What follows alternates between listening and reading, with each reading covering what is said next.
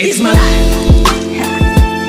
Assalamualaikum warahmatullahi wabarakatuh. Perkenalkan, nama saya Sela Mardianti dengan NIM A1C420009 dari kelas reguler B, Prodi Pendidikan Biologi.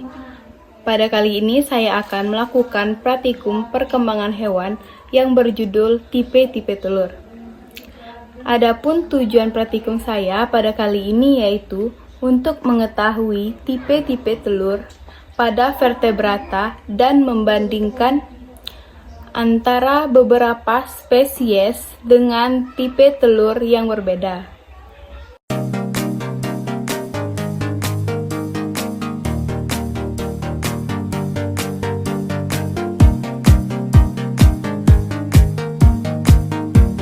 Baiklah, di sini saya akan melakukan pembedahan pada telur puyuh yang sudah direbus.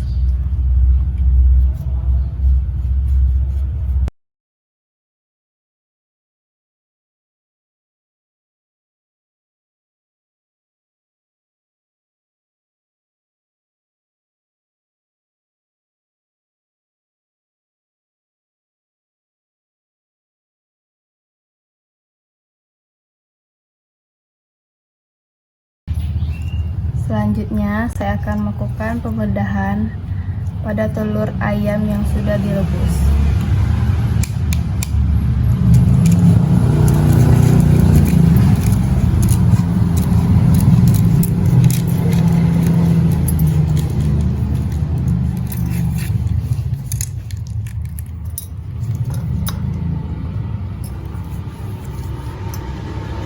Baiklah, selanjutnya saya akan melakukan pembedahan pada telur bebek yang sudah direbus.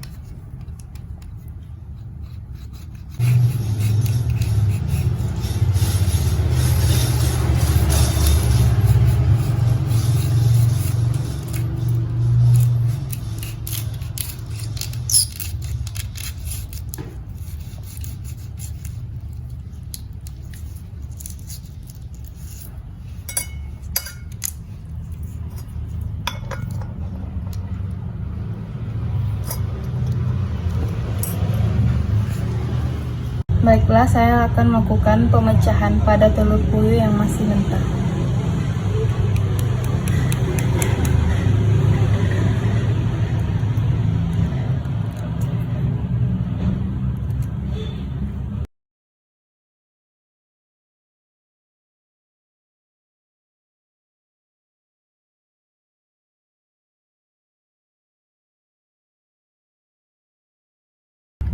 Selanjutnya, saya akan melakukan pemecahan pada telur ayam yang masih mentah.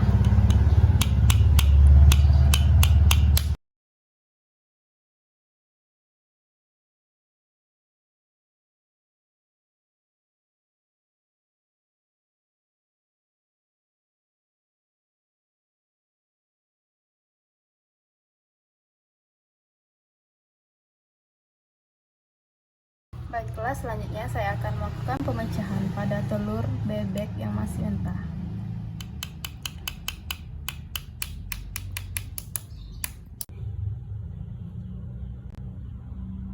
Selanjutnya saya akan menjelaskan telur puyuh yang sudah masak atau sudah direbus. Nah, di sini terlihat warnanya hitam kecoklat-coklatan. Di sini cangkangnya berfungsi sebagai pelindung utama pada telur dan di cangkang mempunyai pori-pori sebagai pertukaran udara.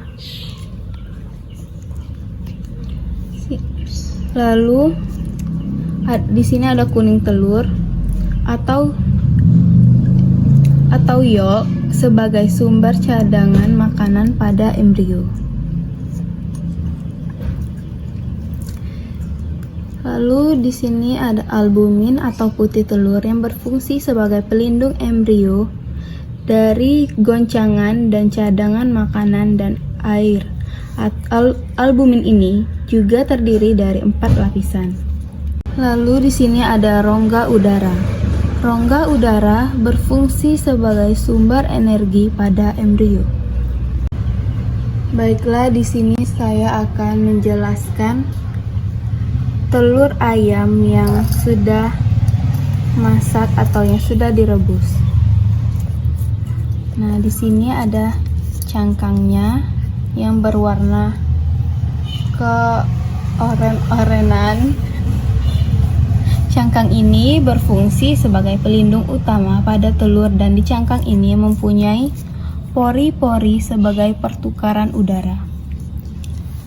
Lalu di cangkang ini mempunyai rongga udara yang berfungsi sebagai sumber energi pada embrio.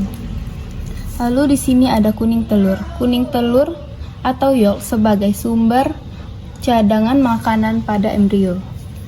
Lalu di sini albumin. Albumin atau putih telur berfungsi sebagai pelindung embrio dari goncangan dan cadangan makanan dan air. Albumin ini juga terdiri dari 4 lapisan.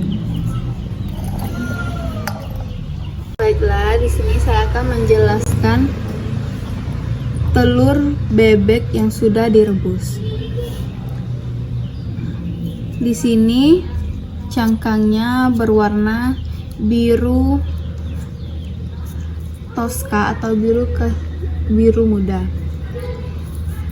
Cangkang ini berfungsi sebagai pelindung utama pada telur dan di cangkang ini mempunyai pori-pori sebagai pertukaran udara.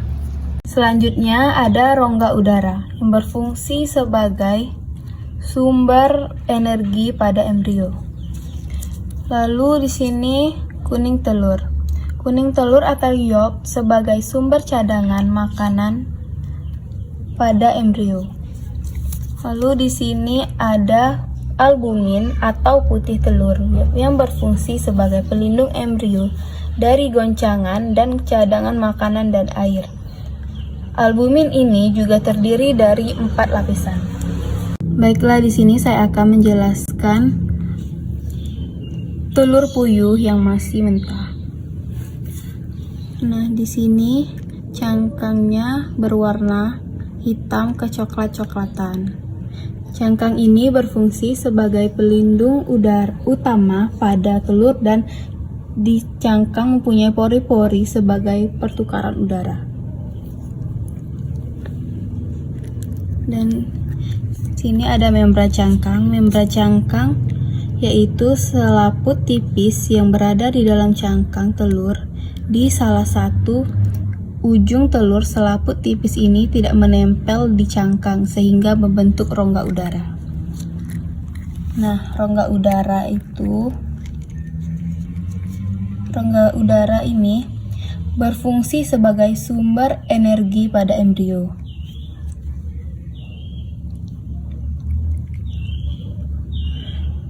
Nah, ada keping embrional. Keping embrional ini merupakan calon individu baru.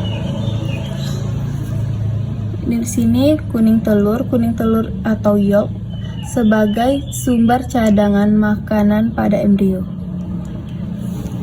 Lalu ada membran katelin, yaitu yang membungkus kuning telur.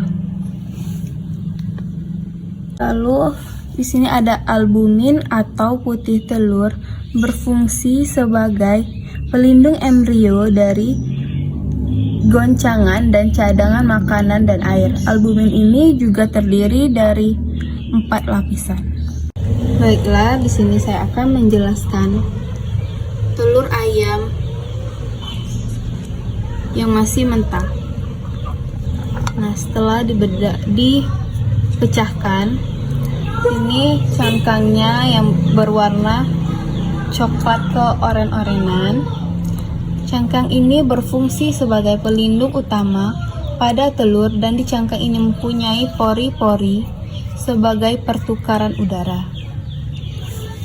Nah, di sini ada membran cangkang, yaitu selaput tipis yang berada di dalam cangkang telur. Di salah satu ujung telur terdapat selaput tipis, ini tidak menempel di cangkang sehingga membentuk rongga udara. rongga rongga udara di sini berfungsi sebagai sumber energi pada embrio. Lalu ada keping embrional. Keping ini merupakan calon individu baru. Dan di sini ada kuning telur atau yolk sebagai sumber cadangan makanan pada embrio. Lalu ada membran katelin yang membungkus kuning telur. Lalu ada albumin atau putih telur sebagai pelindung embrio dari goncangan dan cadangan makanan dan air. Albumin ini juga terdiri dari 4 lapisan. Nah, baiklah, di sini saya akan menjelaskan telur bebek yang masih mentah.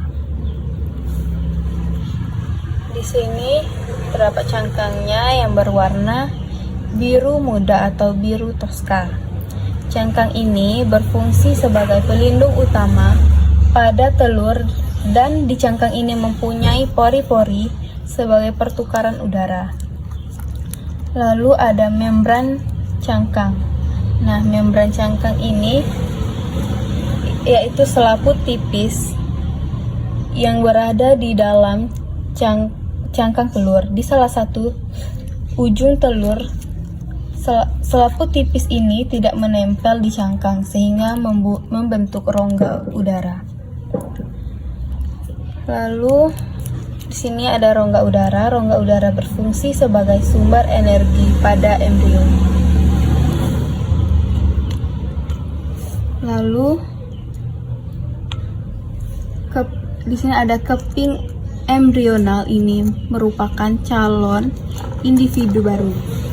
Di sini ada kuning telur atau yolk sebagai sumber cadangan makanan pada embrio. Lalu ada membran katelin, yaitu yang membungkus kuning telur. Lalu di sini ada albumin atau putih telur, berfungsi sebagai pelindung embrio dari goncangan dan cadangan makanan dan air. Albumin ini juga terdiri dari 4 lapisan. Demikianlah video praktikum saya pada kali ini. Lebih dan kurangnya saya mohon maaf. Wassalamualaikum warahmatullahi wabarakatuh. Terima kasih.